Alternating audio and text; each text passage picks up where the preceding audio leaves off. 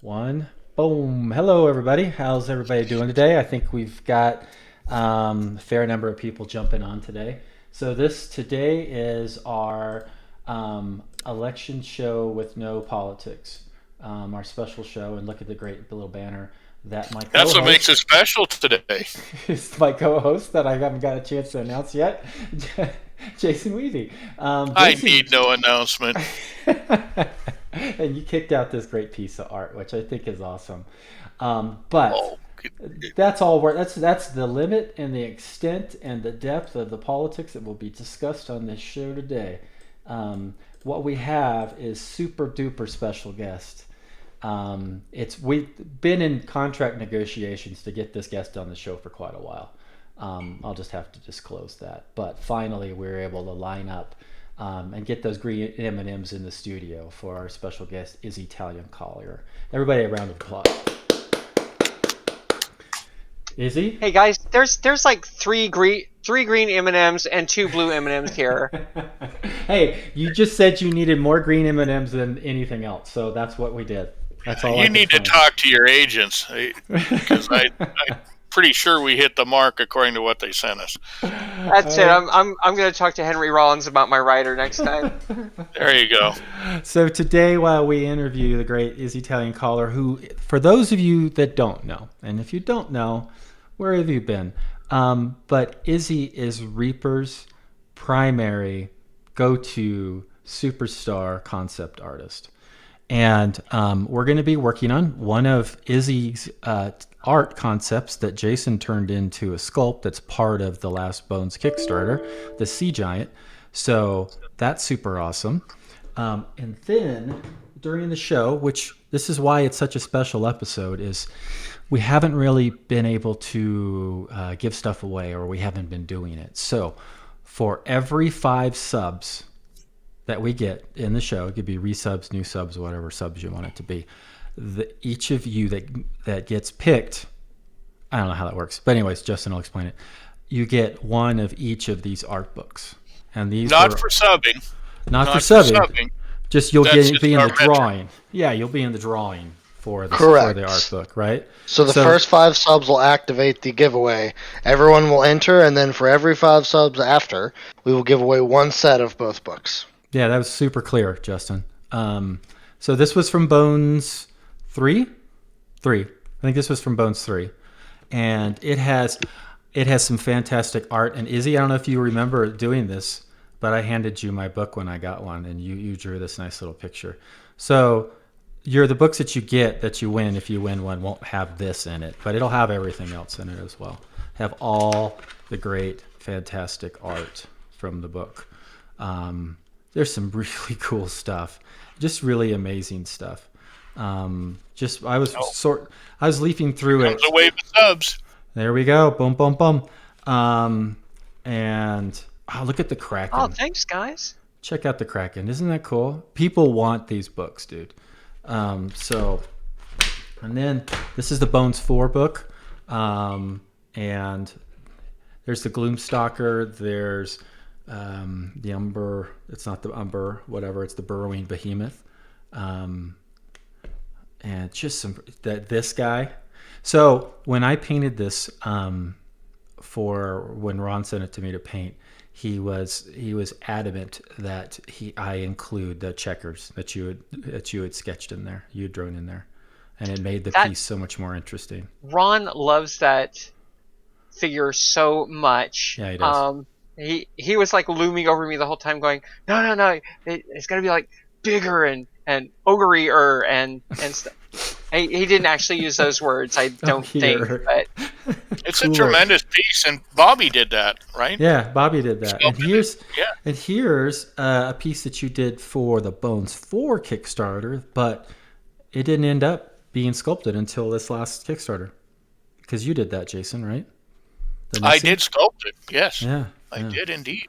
that's right. So, That was actually a piece I did when we hit $350,000 dollars pledged because it was 350. 350. And look at that. That's just amazing. Just amazing work. So that's what we're going to be doing today is When are we going to do the drawings at each 5, Justin, or are we going to wait till the end and draw whatever total names for? Typically, we wait till the end so that anyone who filters in can, hop in, and they can also gift bomb if they want, and things like that. So, you and know they're how supposed this to type works. in hashtag free to be eligible.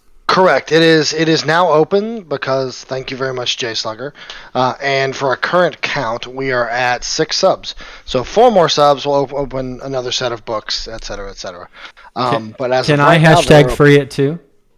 I mean, if you really want to, I'm not gonna stop you. I did, but I'm not going to win anything. I don't want to win anything. Yeah, But get your hashtag freeze in, folks. Yeah, get your hashtag Mr. freeze in. Mr. Dibs again. Mr. Dibs. Mr. Dips. So today, as I mentioned, is going to be working on the sea giant. But I think I wanted to ask the first question of our super special guest. But I want this question's actually for Izzy and Jason because you both have been involved in this. I mean, do you remember working on this piece? And was this a overly art directed piece by Ron, or is this out of your head? Because this is just such an amazing, complex sketch. And Jason, as I've been painting this and then looking at the sketch, I mean, he hit everything that you sketched in it. Not quite everything, but no. Well, it looks good. He got really close though. Right. What do you fondly remember about this sketch, Izzy? Fondly. Okay, let's think. I loaded that question in a certain direction. Actually, I drew that one pretty much at my best time of day, which is about 3 a.m. After having not a whole lot of sleep. I actually drew that one. I drew that one the night that I got back in from taking a rescue cat up to Minnesota. And so there's a little bit of sleep deprivation going on there. Really, my favorite part of it was just looking up all the various bits of ship parts to make them fit in somewhere on the giant. So, the platform for the crow's nest, up on the mast, and looking at how masts are put together, and how an actual anchor is put together from like medieval time period, things like that. I love that you have the jawbone, that you sketched the jawbone and everything, and Jason captured it perfectly, and the fact that there's the gap for the missing teeth, and it's I love that. Yeah, you guys were a great. It reminds me of a limb saw. Oh yeah. So that was just a fantastic piece. So I'm going to put this over here in this corner as well, and we're going to have some more art to show off from the book here in a little bit. I have a little, there, so I can get to it later. But I'm going to turn it over to Jason. I'm going to get some paints ready and everything. But Jason, what kind of questions do you have for our special guest? Well, I don't know. What's your first resource to turn to? Well, you said you were looking up pieces of masks and stuff. Do you use internet? Do you use your own collection of books, which I know you have quite a few books? What's your favorite resource? It's a little of column A and a little of column B. For this one, I hit Google image search and things like that pretty hard.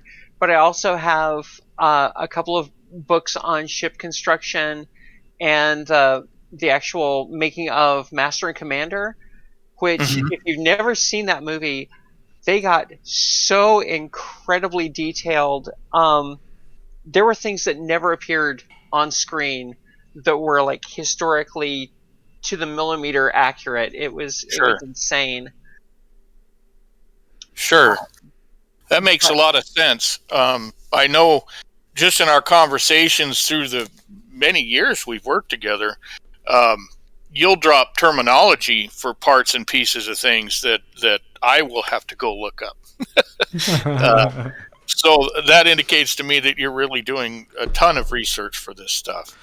No, and I have to add that every time I see you sketching when we're getting these art to get together for these artist conferences or whatever, you'll be painting something, and you'll be drawing something, and you will know the backstory and the history of the mythology of this creature that I have never heard of, and you just know it so in depth, and you can go, or Ron will throw out a term of some kind of monster, and you'll know exactly what that is, and you'll start sketching it up. Did you have some kind of mythology studying background from any schooling, or is that just something you were interested in as a small child, or where does all of that knowledge come from? Well, I'm kind of a wellspring of useless trivia, and that's just kind of how my brain works. Right. But I worked my way through college as a librarian. Uh-huh. So, really, for designing and everything else, the research part is probably my favorite part. Just trying to learn new things, find new things, see new things.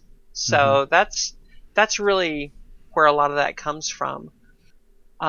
Plus, I'm just kind of used to, talking with Ron and sort of translating from Ron to paper over the years. So sometimes I'm able to pick up on what he's looking for pretty much right away. Other times we kind of have to go back and forth and figure out what he's wanting.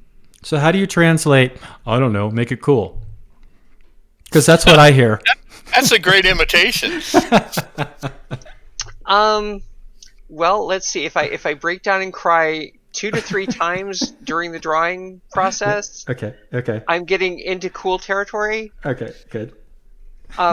Usually it takes me a couple of tries to get it right. I think on average my third iteration of everything is pretty much what Ron is going to go with most of the time. That seems about right. I mean, that's 2 or 3. Usually, there's 2 or 3 interactions with Ron on a sculpt that I do as well. So that does seem about right. With this particular one, I know one of the things that sculptors tend to do is we'll get something in our head, like literally on this giant. I made a head for the giant, and it looked like a head for the giant, And Ron said, "Go back and look at the art." So I went back and looked at the art, and I realized it was a very distinctive head, and it was going to be on a fairly large piece. So I had to go back and push around a little bit to get the look that we wanted from the art. But that's why Ron's the art director. Yes. Yeah, pretty much. He's the ringmaster that tries to keep all of us like coordinating our clown cars without crashing. So Izzy, I don't envy his job most days. One of the questions that we ask everybody is a little bit as since you are such a superhero illustrator, what is your kind of origin story? What brought you in, not just to the creative part of drawing, but then brought you into this kind of fantasy world of D&D inspired miniatures and genre and stuff like that? What got you interested and focused into doing something like this? Well, I think it all started when I got bit by a radioactive pencil. Yeah. No, back when I was a kid, I would do these horrible drawings of my D&D characters because when I grew up, D&D was still in its first edition, and so it was this cool but weird thing, and I was this not so cool but weird kid, and my brother and I would sit and play all the time, and so I would sit and draw like characters and monsters that we would make up for it, and they were awful. And I decided I was never going to draw ever again, and like completely quit until I was like my junior year in high school. And then I was like, no, I just can't not Mm-hmm. draw. So I picked it back up, and it's always been something that I've enjoyed. Mm-hmm. I like history. I like fantasy and fiction and things like that. So it was just this sort of intersection of where art and history and making people happy all sort of intersected together. And I did that for a while, for a few years. Went to school, graduated, um, got a useless art degree, and eventually I was trying to farm out my portfolio to different companies, and I went all the way up to Origins when it was in, I think, Chicago, Mm-hmm. back when it wandered around. Mm-hmm. And one of the only companies that actually wanted to talk to me was Reaper. And we were talking for a while. I looked up at the sign and said Louisville, Texas. I was like, guys, I am like 15 minutes away from you. Why are we in another city halfway across the country, talking? And that's kind of where I got my start. So And And go ahead. other art directors have been kicking themselves ever since, I'm sure. probably not, but that's okay. It's it's kind of a it's kind of a big sandbox, and one of the cool things is that everyone's got their own sort of style and their own take on things, and so there's this wide variety that you can pick and choose from and incorporate together, and that makes it really cool. So, but yeah, there's some amazing artists out there that are not me, Oh, um, absolutely. and and I really have no idea how I lucked out enough to be in this great big playground with them doing, in the words of Kevin Williams, who works for Reaper, making toys for a living. Hmm. I Mm-hmm. mean, we make people happy for a living. Yeah, How cool is that? it's amazing. It's amazing. And there are times when I have to get a hold of myself and say, look, you make toys for a living. How bad can it be? So, one of the things I was going to say is you have, Izzy, worked on the production line before, right, at Reaper? Absolutely. I have, when I started working with Reaper, 20 years Yeah. ago, um, basically it was just a shop with a whole bunch of stuff and some people that had to do everything. So, so, you know, we didn't have a casting department or a shipping department. It was like, okay, this needs to get done. All right, I'll go and cast up all these things. And, if I'm up there at the end of the day and everyone else is leaving and I've got some free time, I'll go ahead and ship these out before tomorrow morning. And it was really a very cozy setup, but it was great because we all got cross trained in everything, and it was Yeah. really cool.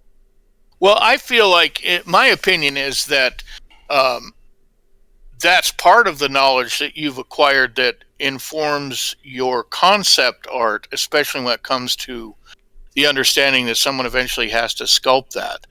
I've worked for a lot of different companies. I've seen a lot of concept art, and I do think you're among the top concept artists as far as understanding the 2D to 3D translation. And Thank I've you. That often, is really, really sweet. Thanks. well, you're welcome, and I mean, I mean it. I don't say that kind of stuff lightly, but I do think that has a lot to do with the fact that you've gamed and you've worked on production lines and you've been a miniatures fan. Um, and it just shows because a lot of your work is easy for me to understand how it's supposed to look in the round. And if it's easy for me, it's easy for other people because I'm kind of a knothead. And Izzy, Jason just said that, but I have heard Gene, Bobby, Bob, and Julie, just off the top of my head, say the same exact If they're things. calling Jason a knothead, they're meanies. Oh yeah. I mean, they're calling Jason a knothead, Well, but they all in that call me a same knothead. breath, they're saying that Izzy art helps. It is like so well developed in order for them to translate into sculptures. I try really hard to because the sculptors and a lot of the painters, and yes, even you are you're my friends, yeah. and we work together. We've lived through some very interesting times together. Oh yeah. It's definitely in my interest to try to make your lives as easy as possible, I guess, and to make things make sense for you. I really like it when I know who a who Ron has in mind to send a certain piece to, because then I can sort of tailor it to the actual artist. So, because if I know that Jason is going to do something, I'll approach it a little bit differently than if it's going to Bobby. Thicker Or lines, lots of text about how I'm not supposed to sculpt stuff. they all look like dwarves. Yeah. It's true. Oh, that's funny. Well, we appreciate it. I know I do. Uh, there's nothing like working with a good concept artist and a good art director. Mm-hmm. Mm-hmm. And for those that didn't know it, my logo, my little Clever Crow logo that I've had for going on, I don't know, 12, 14 years, Izzy, you drew it for me. We were at an artist con, and I had gotten my fortune cookie where that it said a clever crow paints its feathers black, and that was the start for me to come up with a name. And you and I sat down and talked about it. I'm like, hey, I want to come up with an identity. I want to come up with some kind of logo or something. And I was like, just a crow. And then you said top hat. You said brushes. And we were just kind of talking I think about you it. said top hat, but I don't know. I'm pretty sure don't you know. did. But anyways, I'll take credit for a good idea, but Fight I was me. trying to give it to you.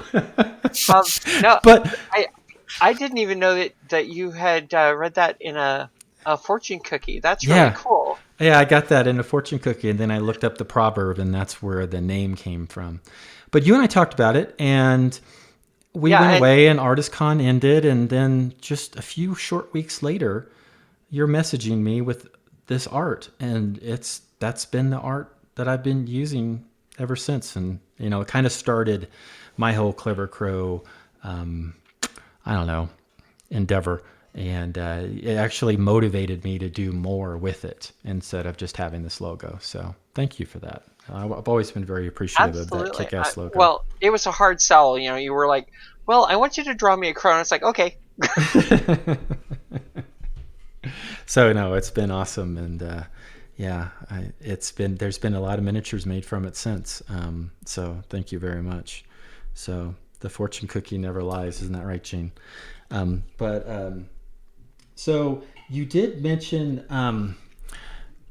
I wanted to see maybe if you could go into a little bit more detail, because you said if you knew what sculptor that you were going to send this to, that you might do something a little bit differently. Like maybe if there was something that you knew that Julie Guthrie was going to sculpt, what would you do different for Julie that you would do for, say, Bobby? For Julie, Yeah. I would intentionally keep it really, really loose and sketchy, almost just a gesture drawing. Uh-huh. Because I know that um, the other work that she has to do, they get really, really, really hyper controlling on. They have control art for it instead of just concept art, and so that when they do work for Reaper, that's kind of their chance to flex their creative muscles as well. Oh. So I try to give them enough leeway that they get some creative independence that they can work with. And Julie is an amazing sculptor. She's got this wonderful classical style, and I can't really even compare her to any other sculptor in the industry that I know of, because she's got that very traditional, almost Renaissance feel to her sculpting. It's really cool. No, that's awesome. I've never knew that. Never knew that if you knew that the concept art was going one direction specifically, that you would, I never would thought of that you could customize it and convert it more towards the sculptor. So Yeah, that's really cool. it's like way back when we were doing Warlord, uh, just starting out with the line. Um, I found out a piece was going to Tim Prow, and I went and looked at all of his sculpts, and I was like, oh, so he stylizes his stuff like this. So if I draw it like this, it will translate to a sculpt better. Hmm. One of the reasons that you can usually tell a piece where I drew it and Werner Klocke sculpted it is because my drawing style and his sculpting style, there's just this weird enmeshing of the two styles. They just sort of echo each other really really closely. So I know that both you and Werner spend a lot of time studying costuming. yes, that is true. I think that's probably one part of that equation, because I know that Werner follows the fashion industry. I know that you do in real life costumes, and you do quite well at them. So I think that's probably a big help on those miniatures. I try to keep them as plausible for being in the real world as I can. It's kind of an interesting line to walk between uh, real world and fantasy, because you do have to exaggerate some things. You have to you know you can do all sorts of things, but you also want it to look like it could be in the room next to you. Hmm. Well, that makes a lot of sense. And that's actually something that I got from an anime artist, Masumune Shiro. And he actually has a degree in engineering, and I don't know which field, but he did a lot of oh gosh, it's not quite ergonomics, but it's close to that. And so all of his stuff, he approaches it as if it were going to appear in a showroom somewhere in the real world. Mm-hmm. And he tries to factor in all of the little things, all the little details that you would have as a regular person As in it. balance and usability in real life, and yeah, the edges are rounded where they need to be rounded. Yeah, pretty much. Twisted Oma. Most of the costumes that I've done have been historic costumes.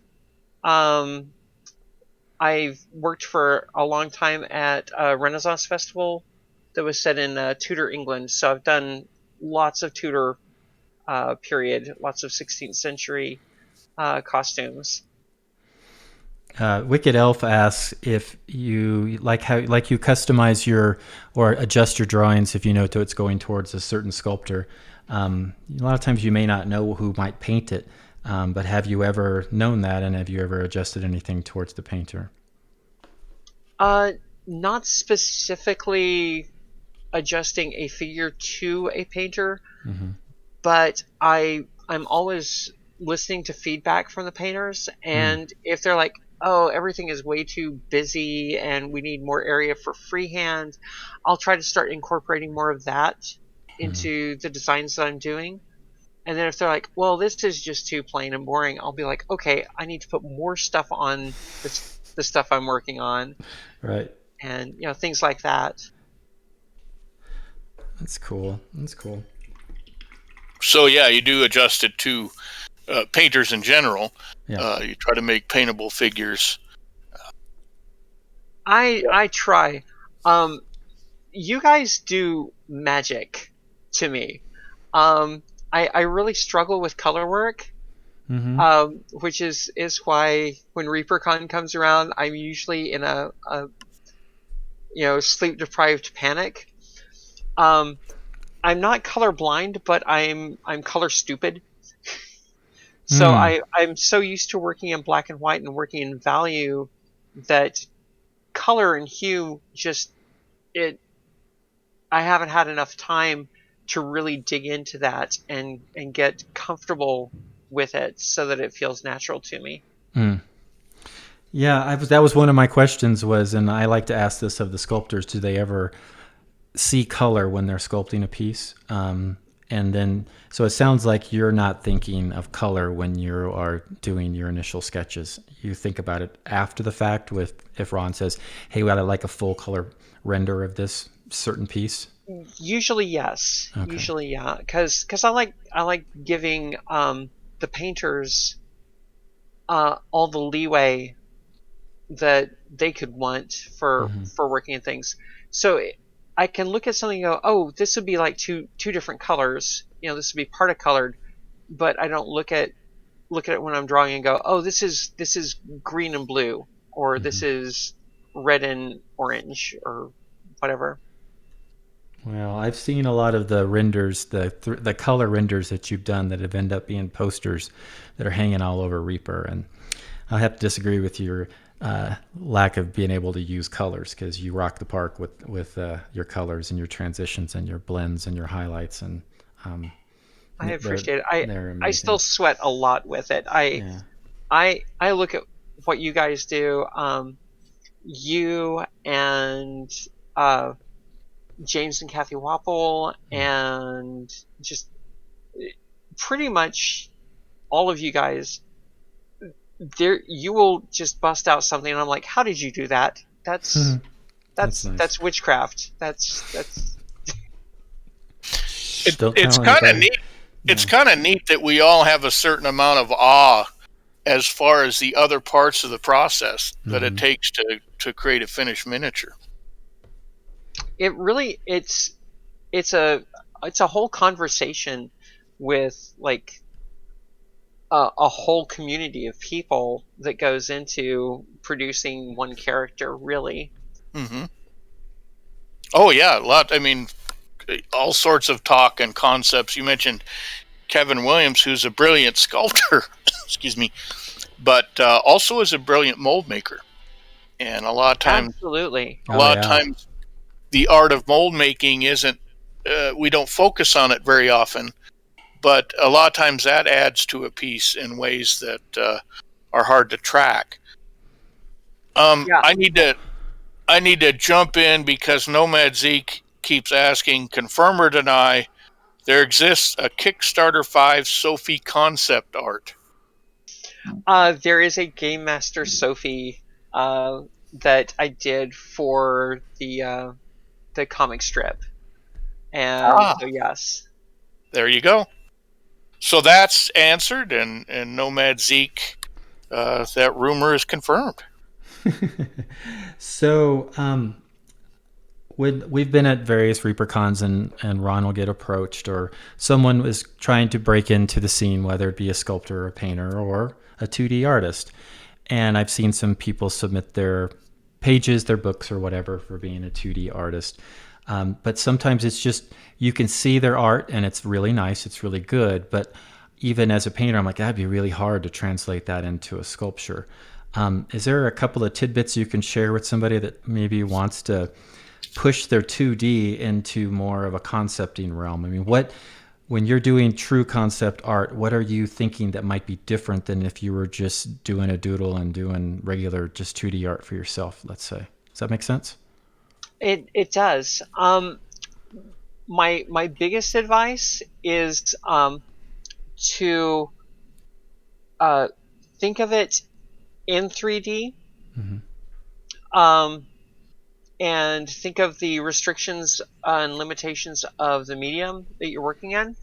I'm having to relearn how to work for plastics, because plastics can do things that some metals can't, and metal can do some things that plastic can't. And so it's really there's a learning curve for that, but really with a lot of 2D art, there's a lot implied but not shown. And when you're doing concept art for a 3D sculpt, you need to show things. You need to make it very clear. And so I tend to simplify my outlines. I don't have a lot of shadows hiding other things, because the goal is not ultimately to turn out a cool looking piece of artwork as much as a piece of artwork that you can make a cool thing out of. And are you still primarily doing everything pencil and paper? Have you switched over more to digital, or is pencil and paper still your favorite? Pencil and paper is kind of my jam. Okay. I have branched out. I used to do all HB 0.5 millimeter mechanical pencil because it was always sharp and always reliable. And then Gene Van Horn, bless him, gave me some Blackwing pencils, and those are so fun to work with. So now I do a little of both, and that lets me play with the line weight and things like that a little more. But for paper,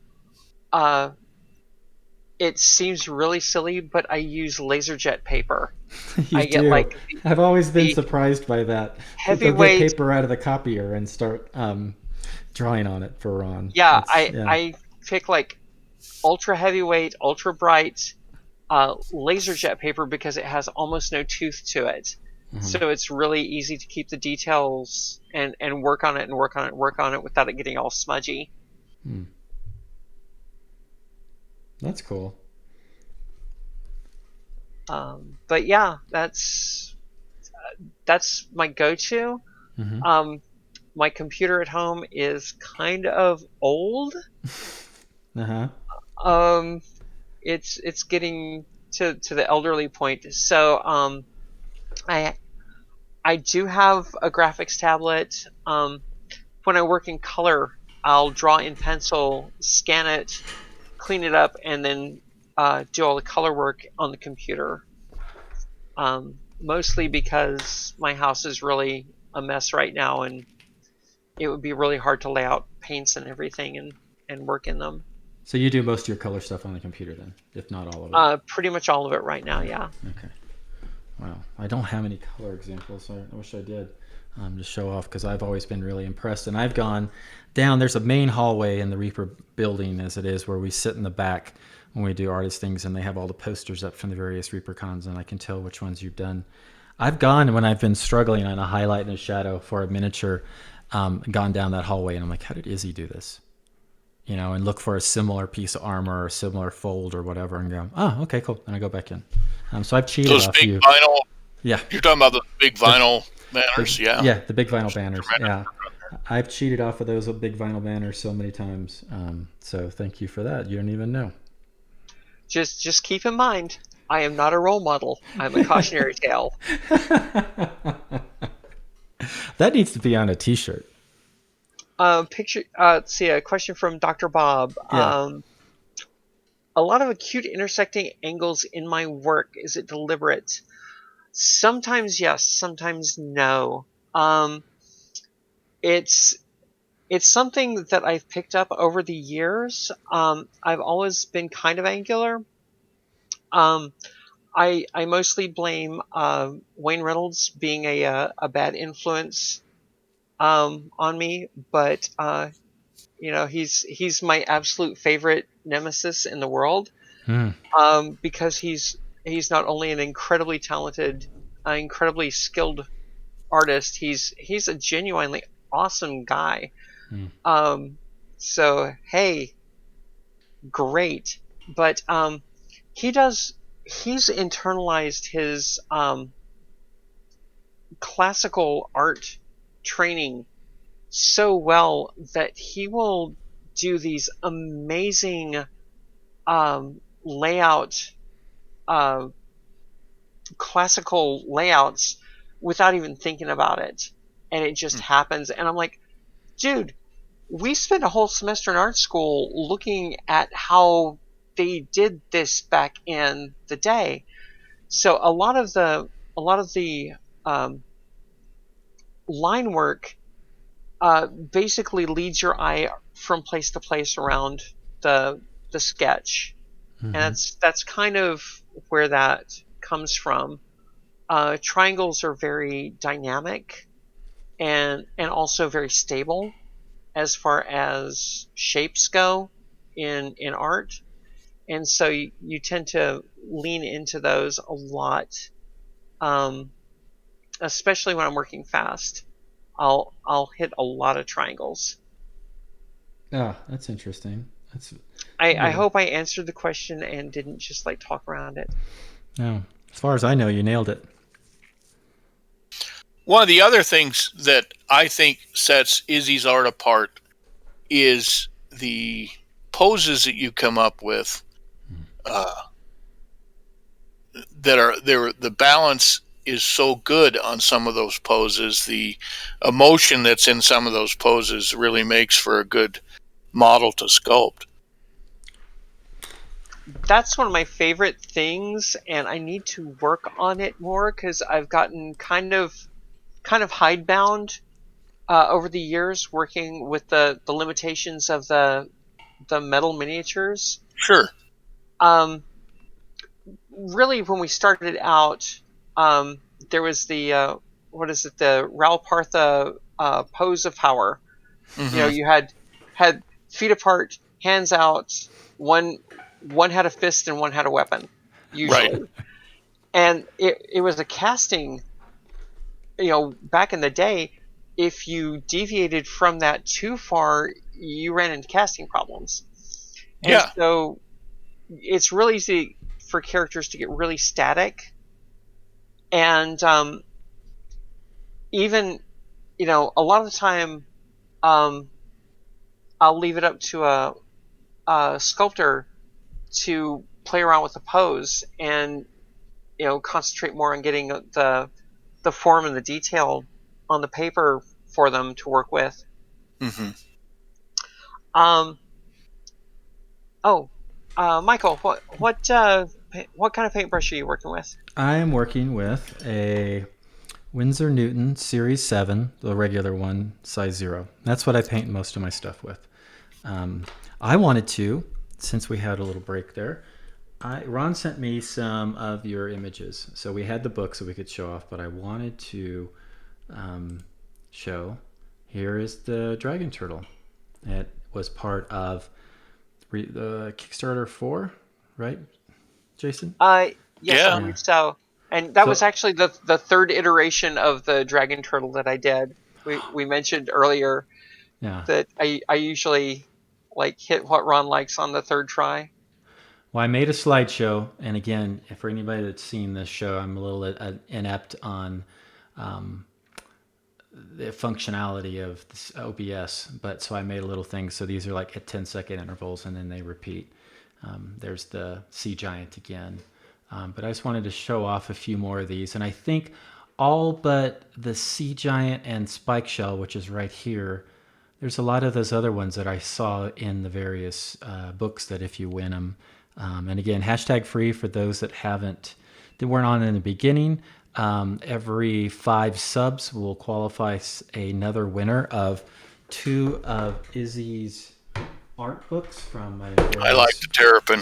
I like Weather the. Bones. Speaking You of can kinda which, see- we are at 17 total subs, so we're 3 subs away from 4 sets. Awesome. Huh? So Awesome. I love Come on, this 3 more people. Gloomstalker. Jump in. 3 more Yeah. people. That's all it takes. So there's that. And so it's just kind of scrolling through and some of your just amazing artwork. Little notes down below and a little side sketch of the head. Again, we saw this one. Oh, Dr. Bob comes in. Oh, boom, Dr. Bob. Throws Good down job. some stuff there. Yeah. And then the spike shell. I had called dibs on this. I haven't seen it yet to paint it, but I love that, the attitude of that piece, the attitude of the drawing. And I remember seeing the other dragon turtle that you drew, the one that was more on land and had a more traditional dragon neck. Yeah. Which is it's in one of these. It's in the Bones 4 book. It's in the first of the 2 books. Yeah, that's a fine turtle as well. Yeah, it's really I- cool. And when Ron said, "Oh, I just want a dragon turtle," I was like, "Well, okay, do we want it more dragon or more turtle or?" I don't know. So Just make it look good. Make it look cool. Make it cool. And I was So I gave him options, and so that was actually, I had a lot of fun with that. I used There to it have a is. turtle Yeah. back in the day. Uh-huh. She was a box turtle, and she was the most malevolent reptile I've ever met. Uh-huh. Um, Oh no, Ron's on. I thought he didn't watch the show, so I got to stop driving the bus over him. Well, he knew the 3 of us. It was probably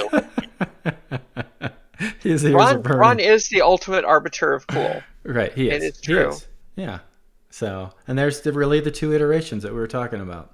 And then, this one would have been the more predictable one, but I was really, and so I got to paint this, and I just was so excited. It's just so awesome, and the way it's flying through the water, and Jason created a little boat underneath that it ties to and everything. I just thought it was fantastic.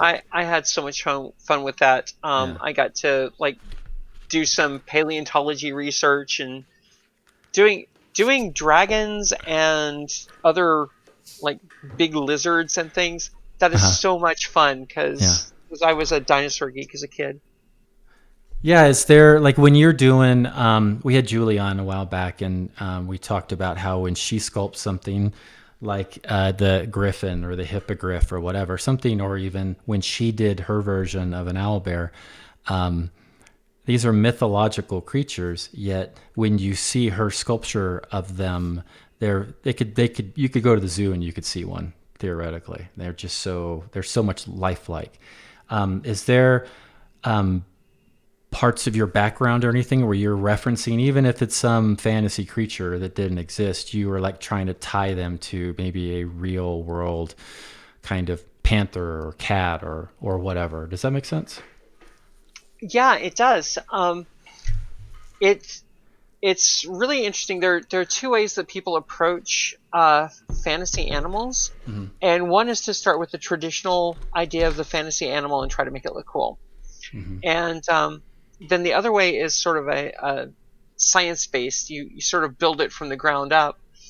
So I when I was growing up and in school and everything, I was really into paleontology and biology, to the point that my 2nd grade teacher assigned me a dinosaur of the week that I had to go and do a report on each week, just to keep me from being a pain in the butt.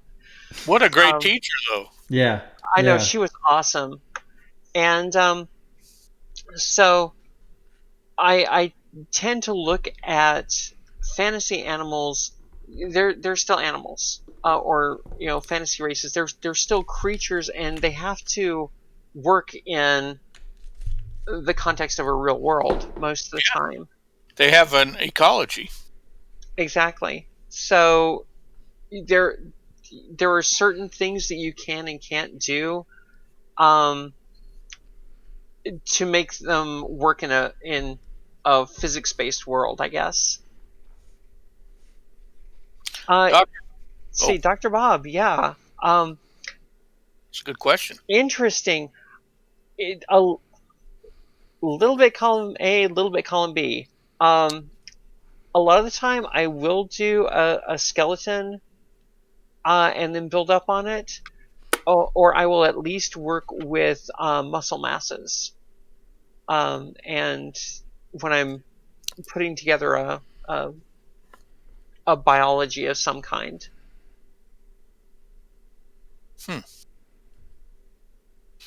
Well, yeah, I've seen that. I've seen that in action. Very often when you're working on something, I've seen you. I've seen you kind of work it back and forth from both angles. Yeah, there's a lot of I guess when you're doing two-dimensional artwork, and I think sculpting and painting as well, in 3 dimensions, it's really is a conversation between you and what you're working on. Mm-hmm. So there's a lot of, well, let's do this. No, that didn't work. Okay, let's try something else and see if that works. Sometimes it breaks into argument. Yeah, that was where I was going. What if it gets into such a heated argument? How do you resolve that argument? And then the shouting and the tears, yes, Yeah, exactly. Quick question by some shy guy. Are we going to have the axolotl Sounds like a sold Ron question. separately? Yeah, that would be a wrong question. Usually they are sold separately later, um, but I don't know what the timetable of individual figures coming out is. Mm-hmm. Well, here's a question about sketching for modeling different from regular sketching, and what helps a sculptor get that piece into 3D. You want to tackle that? Actually, I want you to tackle that because I want to listen.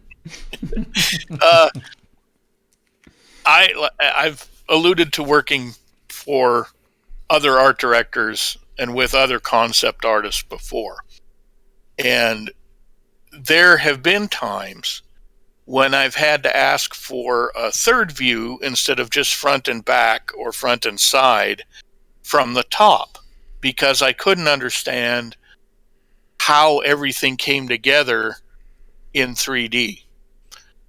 I very, very rarely have had that clarification from any of Izzy's art. So I would say that sketching for illustration, for instance,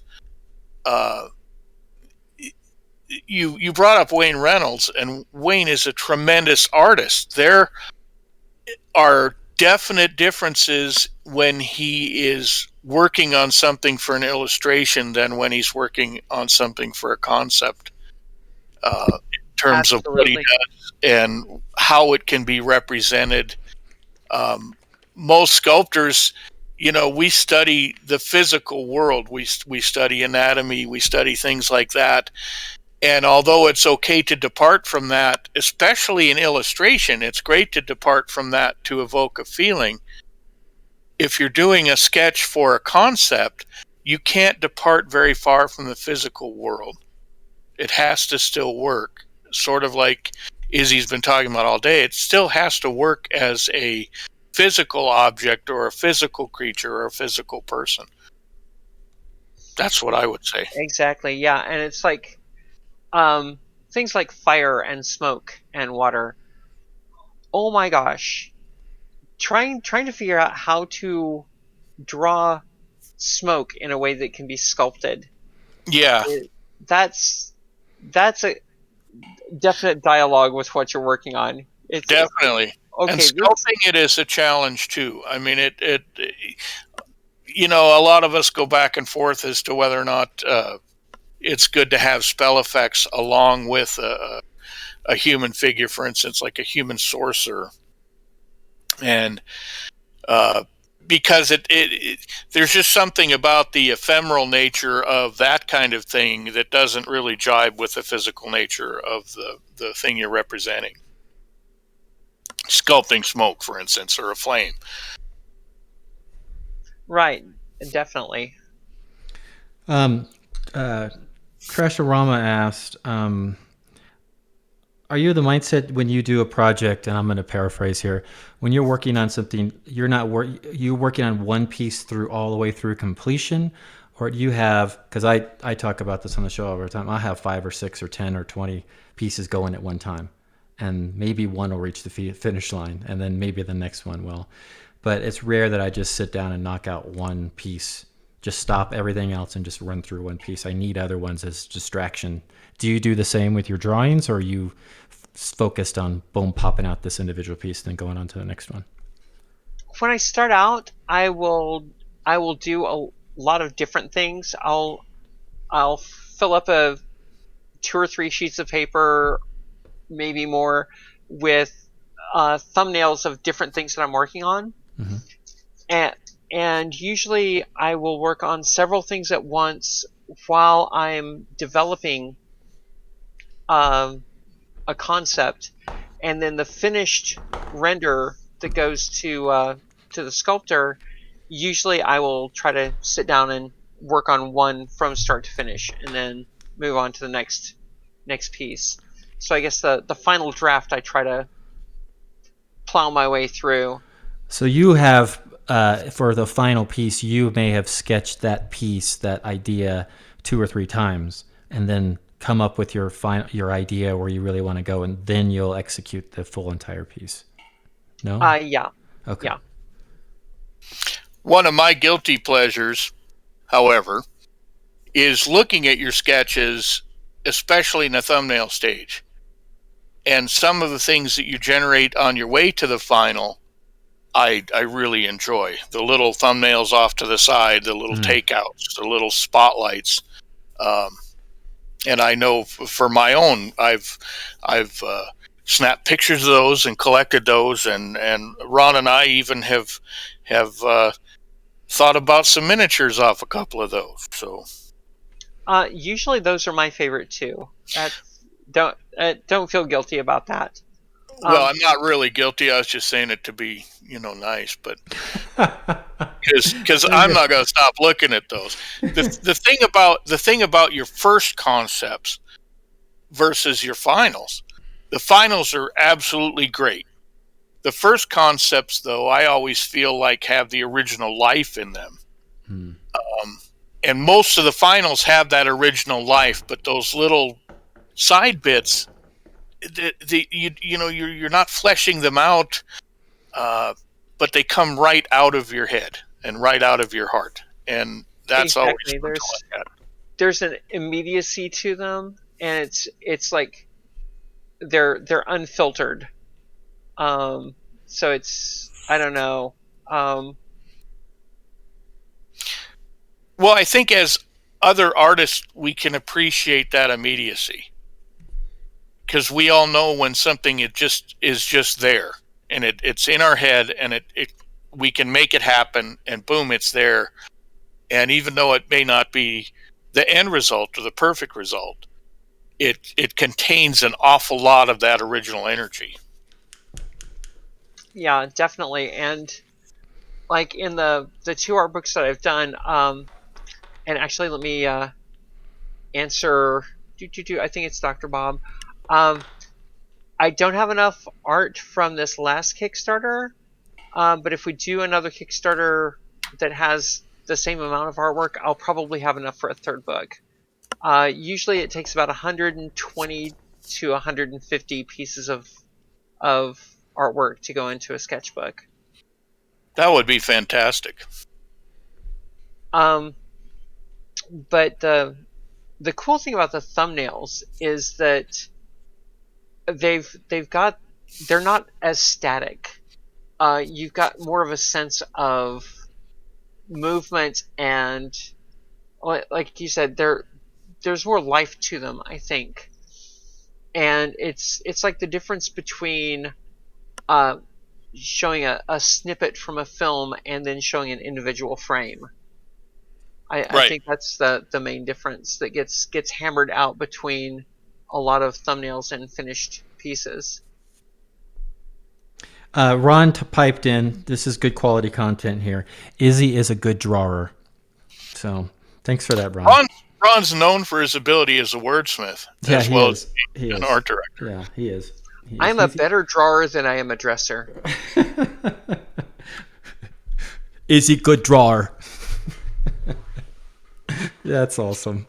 No, but he did say that he really loves your thumbnails as well, and reminds him of Sergio Eric. I don't know. Aragonets. As margin drawings in Mad Magazine. So that's I think that's a pretty high compliment. I take that as a big compliment. Yeah. I grew up sneaking Mad Magazine into the house because my parents didn't approve of it. So yeah, I think. Oh, that's funny. I had to do the same thing, actually. Yep. No, Russ Justin, that was your Playboys, I think, that you're thinking of. No, those were my dad's. Trashrama asked, the latest iteration of Merkiller is by and large one of my favorites, especially the idea of his flowing lower half instead of legs. What did the process of that look like? ooh, that's a tricky one. Hey, stump the band. Yeah. No, let me think. I sort of leaned way back to a previous race that I had done, or a series of races where they had some armor and robes, and then I tried to imply the missing body parts in how things were flowing around it. And I wanted to sort of do the same thing with Merkilor. Yeah, I really enjoyed that painting that piece. There was a lot of flow and a lot of atmosphere and mood just to the sculpture of the piece itself. So you did a great job there concepting that up. So Bobby could, Bobby's just sculpt by numbers. So you really directed him in the right way. That's what Bobby says all the time. That's what he says, at least, right? Yeah, Bobby's being humble. He is. So, all right. Well, let's see if there's any other good questions. This has been fun. I can't believe we haven't had you on before. I've had a really good time. I've missed you guys. Yeah. Oh, we miss you.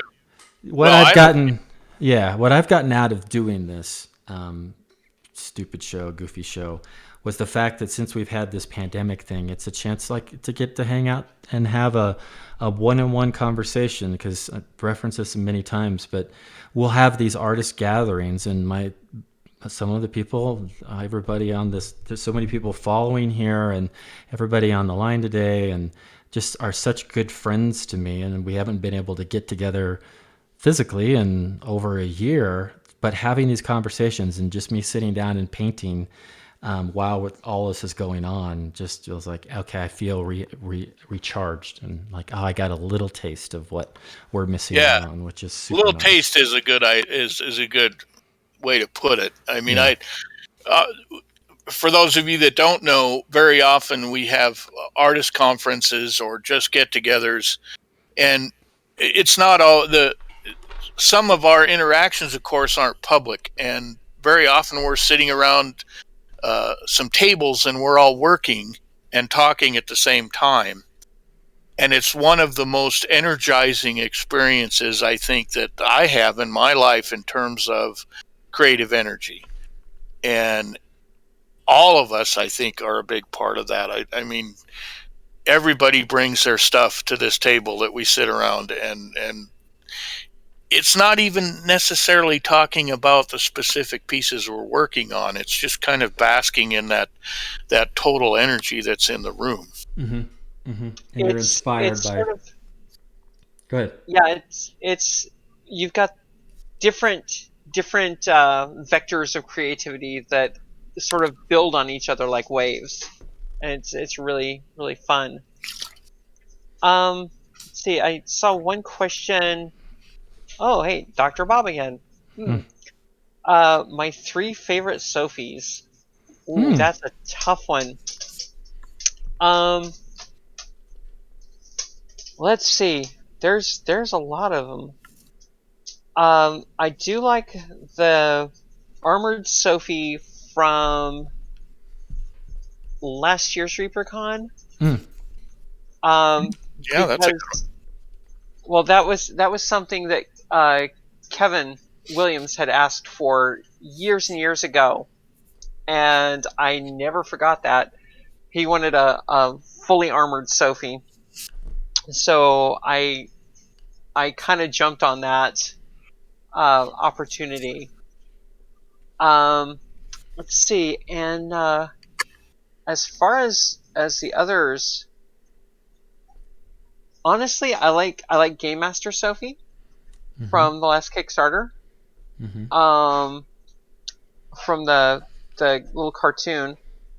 Although in the finished version of the cartoon, she's just wearing her normal Sophie outfit. But I did a sketch of her with like a backpack and shorts and the little sock gloves that a lot of the painters use. Hmm. Um, and just normal everyday, and that really I like that one a lot. Um, because for me, part of the appeal of Sophie is that she's she's a mascot, but she's also sort of the girl next door. Mm-hmm. If the girl next door was, A succubus. a succubus. Okay. Yeah. Some of them Um, Now, are. is Sophie is your creation, Izzy? actually, no. Um, the original Sophie sketches were done by Jim Neal Okay. back in the day, and I I he basically came up with Sophie, and I basically put clothes on her and made her a mascot. Mm. Um, that they could put on the packaging and get less angry mail over. Sure. And the clothes also allow you to come up with all sorts of different iterations. Exactly, and that's been a lot of fun. Although Sophie's wings do vex me every time I have to come up with a new outfit, because those are really hard to work around sometimes. I But imagine. One of my favorite Sophies. It's kind of an older one. It's the biker chick Sophie that Jean sculpted, with her looking behind her back. I just thought that had so much personality. It's not super complex, but just the personality and the attitude that you captured in that yeah, I Jean really translated. like that one. Yeah, that one's one of my favorites. And then going back a long ways was the bomber chick that Rodolphe sculpted. I Oh thought that yeah, was a that lot one of was fun too. fun. Yeah. I that's one of my guilty pleasures is Mm-hmm. like vintage pinup art. Mm-hmm. Um, and getting to do like a Gil Elfgren style pinup Sophie. I would love any opportunity to do something like that because that's what I do for fun. Um, Yeah. I What design. do you do? What do you do? What art do you just do when you're like, I don't have to do any concept stuff. I'm just doing this for myself. Um, is that what you do, or do you do that in other I things? do. I do some pinup art. I do a lot of cartooning. Mm-hmm. Um, because that was where I started, was just doing little cartoons, which is uh why the small world uh Mm-hmm. comics. The hardest part of those is writing them. Mm. Because I love drawing the characters in that style. It's just it's fun for me. It's relaxing. Mm. Um, doing more realistic stuff is that's where it's more of a challenge, and so that's a different kind of enjoyment. Mm-hmm. Um, because then you get into the whole learning aspect of being an artist, and that's I'm sort of at a point right now where I'm looking at everything pandemic and thinking, you know, how can I grow as an artist? And so I'm Mm-hmm. looking for things I can do that and sink my teeth into that will help with that, because that also translates over into the character design aspect of it. You know, Uh, Jean just threw out Art Nouveau Christmas Sophie. Does that That's a good spark one. anything with you? oh yeah, I'm just like, hmm. Is it the one that's in profile? That's just a thumbnail sketch, because that one is one of my favorites. Mm-hmm. Mm-hmm. I think so. I think that's what he's referring to. So. Uh-huh. Yep. Yes. Yeah, I was gonna say which Christmas Sophie. Yeah. It's one that never actually showed up. Yeah. Um, She's floating. Bobby sculpted her, is what Gene says. oh, hang on, let me think on that one then. Right. Yes, okay, the Dickens one. Ah, Because okay. That makes I've more sense. done a That rings couple a of Art bell. Nouveau Sophies, Yeah. and yeah, I love that one. Mm-hmm. Because that one also had the Ghost of Christmas Present, or no, Mm-hmm. she was the Ghost of Christmas Present, and it had the Ghost of Christmas Past and the Ghost of Christmas Future. And the Ghost of Christmas Future kind of grew into Mr. Bones. Mm. Do you have? That's good. I mean, so you'll do a sketch, and then is it very often that sketch ends up morphing into another character that you? Does that make sense? Does that happen a lot? It doesn't happen a whole lot, but it does happen. Mm-hmm. And like when I'm brainstorming or doing thumbnails or something, if there's something I don't use, that later on I'm like, a while back I did this thumbnail that I really liked, and it wasn't right for what we were working on. I wonder if I can go back and make that something cool for this. Right. And I'll do that every now and then too. That's So it's cool. like having a morgue that you pull stuff out of. Sometimes, yeah. It's kind of like a huge mass grave right now because I'm woefully disorganized, but yes. Well, not all morgues have to be organized, do they? They just got to be stacked and, put in a Yep. pile. This is true. Yeah. You don't want to laying around everywhere, but you put them in a pile. It's good enough. There you All go. right. All right. Well, we're 15 minutes over the hour, so it's kind of a Okay. longer show today. Justin, do we want to see how many did we get to? How many subs did Let's we see get? here. We ended up, I believe we ended up at 25. Let me double check here. Wow. Wow. Yeah. Awesome. That is super awesome. You really like these art books. Yeah, they're fantastic. They are great. They are super great. We will tease some more of the art book. I need to. Yep, 20. Actually, we're at 26. So actually 4 subs away. But I'm going to go Let's just ahead. bump it up. Yeah. Yeah, we'll just I'm go making ahead and that call call. it. I don't Yeah, control we'll go ahead and this. call it 30. So we'll give away 6 sets. Get your Six hashtag sets. free in. Everybody throw in that hashtag. Yeah. Hashtag free now. Give everyone a last minute second to All right. enter here. Ooh, Narla Tep. I remember when you were working on this concept art, Izzy, with Kevin, and you guys were going back and forth with this because Kevin Williams sculpted this piece, and I got the opportunity to paint it. It's a gorgeous Yes. piece. Fantastic. And the standing Nyarlathotep, of course, with Yeah. a top hat and monocle, because if it's going to be an eldritch horror, it has to be dapper. Right. I also did a Gug with a bow tie and a top hat. And there's Argent that Gene ended up sculpting. He's kind of being covered by the Crow's Nest logo right there. But gnarly, as I called it, because I can't pronounce the whole word, especially when I was painting it. He was just awesome. The painting, Thanks. the paint job you did on that was phenomenal. Well, and I give a ton of credit to Ron on that because we had a lot of conversations about colors and everything for that. He had a specific set mindset where a lot of times he's like, make it cool, as we've joked about on the show. But this one, he was really specific on what colors. And it wasn't what I was initially thinking. And I'm glad that he stepped in and said, I do it this way because it helped me break my normal. I probably would have had too much green and purple in it if I had my own choice to it. So it was nice that he directed it that way. Yeah, and here's these archdevils. So cool. I've seen them painted up so many times. So great. And then the dragon turtle again. And then here's just some great, if you want to kind of, even if as you're painting, if you were lucky to win some of these and you want to do some NMM, Here's some great quick references on NMM, because there's no metallic paint here.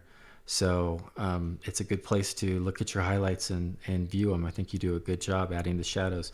And especially for NMM lovers, that there's a nice little highlight line right there, and the way it pops up. Even if you follow the highlights around the shoulder pads here, that will give you a good advancement on your NMM if that's something you're trying to work on. Looking at 2D art always helps me, and even black and white pencil art helps me sometimes figure out what I'd like to do with my NMM on a certain piece. Sometimes the colors will get too confusing if you're trying to figure out your light source. So these are great references for that as well. So nice, super awesome work, Izzy. I think we need to have Izzy on again sometime in the future. Every time you open that book, there's some more questions that pop in. Right. I would love totally. to. You guys are like some of my favorite people. So absolutely. Well, all right. At least top 100, All right. I would hope. Well, we'll nail that down then. Yeah, I do have some great news, though. All right. Ron texted me and said, you know what? Go ahead and... This is coming from Ron, mind you. Yeah.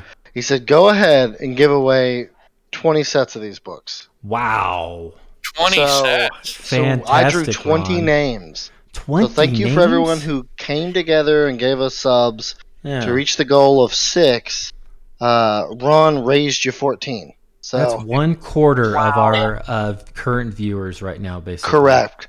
But I think if I had to imagine, Ron really just wants to share Izzy's art with everybody. Yeah. And that's probably why, because they're great books. Yep. So I went ahead and I drew our names. I'm going to go ahead and read these off and announce them in chat. So give me just a second here. Starting with Kit Kat Bandit 06. Kit Kat Bandit. Emily 10868. Emily. J1121. J1121. Some Shy Guy. That's some shy guy. Good job. Estrogen. Interesting. Chewy. Yeah, Chewy Boots. Chewy Boots. I like Chewy Boots. Yeah. I like Chewy Boots. Polonius the Fishmonger. Oh my God. No. He does We'll not draw get an to extra win. one. Don't What worry. is that? 4 then for Gene? Gene already has No. a whole grade of these at home. He We'll draw an hashtag freed extra, it. it's fine. Okay. Clavicus 81. Clavicus. Freestyle HQ. Freestyle. Otter Mama 3. Otter Mama? Mhm. Like a mama Otter of an Mama otter? 3. That's cool. Correct. Yeah. Okay. Seal Dancing Reel. Seal Dancing Reel. Julie Cat. Julie Cat. Balrog John. Balrog John. Lady Dire Doggo. Lady Xylophone. Dire Doggo. Xylophone. You guys JLE got that? Gats. Huh? Who? JLE Gats, I think is what that is. J.L.E. Gats. It's in chat there. I'm also I'm announcing it in chat, so in case they can't listen and they're only watching. Yeah. And it's not confusing that I'm repeating it. No, not at all. Chaos Queen for life. It's good to be committed. If you're going to be committed, be Chaos Queen for life. I agree. Right. Glenn H25. Glenn. Mech Boy 21. Mech And Boy. last but not least, Dr. Bob 7815. Dr. Bob. Fantastic. Yes. And I will draw one more since I don't know, Gene. No, Gene still gets books. We're not there were no special Just rules let him in the give away beginning. one more. Hey. Yeah, I know, but Gene still gets his books. But No, we're Gene gonna will give still away get his one more. books. Yeah, Gene has a Okay. baseball bat and knows where I live. It's okay. Yeah. He'll get a book. He knows he's closer to me with that baseball bat, so I want to make sure he gets his. He gets his. All stuff. right, our last one is Sky's Clear. Sky is clear. Look at that. Fantastic. And if you're curious about what you do now, if you won on that long list of names, you should see a little block. Thank you, John. A little block of text there telling you what email to use, and that gives you all of the instructions you should need. Giveaways Right at reapermini.com. Hey, Correct. Congratulations to everybody. Hey, Fantastic. Justin, I texted you a link to the TeePublic store. Can you throw that up there in case anybody is Oh, interested? yes. Did you message it to me on... I see just here. sent you a text message. So We've been talking about it for a while. I had set some stuff up in Zazzle. Ron was saying you really need to set it up in TeePublic. It's a far easier site to deal with. So I put Gene's art, the crow's nest art you see all over the place. I put Jason's art, the get on or get under the bus. I made some T-shirts. The T-shirts look, I think, pretty cool. The stickers look awesome. I think the way the art translate into stickers is great. You can do mugs. You can do whatever you want to do. All right. Yeah, the mugs are So really cool. what we're going The to masks do, are good. the masks are cool. What we're doing with that store is that's not money for Jason and I to go get drunk with. We're going to turn That would that. be enough money. We're going to turn whatever feeble profits that are generated, and we're going to turn that into price support. So whatever is put in, you get as the store owner or whatever it's called. We get money back that are thrown into us. We're going to take whatever that is generated and we're going to throw it into merch related to the So store. our future prizes will have some stuff from that store. Yeah. So whatever you contribute, and you say, I want a piece of this show. I want this sticker to put on my what my wife calls my dork box, which is my little miniature case that I carry around. If you want a sticker to put on, we'd be very flattered to do that as well. But no, that's all going to get lumped back in. And Greg Zuniga, I believe, was our first person into the store that bought the first shirt. So I thought a big shout out to Greg for supporting. Is that Wicked Elf? That's Wicked Elf. So big That's shout out Wicked to Elf. Wicked Elf. Yeah. So All yeah. right. All right. Do you And got a I raid posted for us? Yes, I put also real quick. I posted the T Public user there from Reaper. That's the link for the crow's nest. Yeah. John also posted it there. Cool. Don't ignore the big block of that doesn't go anywhere. That was a mistake, I assume, from John. Dope. Clever Crow also has it on Facebook, I believe. Yeah. Yeah, it's Surely. on my Correct. I think Facebook that's page, I think that's what he was trying to link, but it didn't work out. It's Whoever on the the heck Reaper page Clever too. Crow is. That damn Clever Crow. I know, right? Also wanted to mention that in case you did not get a book and you really want one, like you really, really want one, they are for sale on the website. Yep. So They're check worth it. those out there too. They're They worth are. it. They're super awesome. All right. Hey, Izzy, Hey, you're super awesome. Thanks for being on the show. hey, guess what? You're Yeah. pretty super awesome too. Oh. Thanks for having me on the show. Oh, we'll have to Oh, have it's you been on a again blast. soon. Yeah, and Definitely on again. yeah, this was fun. This was a lot of fun. And I got to paint on the sea giant too while we were doing it. That is looking awesome. Thank you. I'm like, how do you do this? This is Yeah. like voodoo. Well, it goes both ways because I don't know. The drawing and stuff just blows my mind all the time. But anyways, we'll be back next Tuesday. I have an initial commitment from Mr. Grand Poobah himself, Ed Pugh, owner, operator extraordinaire for Reaper Miniatures, is going to be joining us. Get your questions ready. Oh my Lord. Are you a little nervous, Jason, to interview Ed?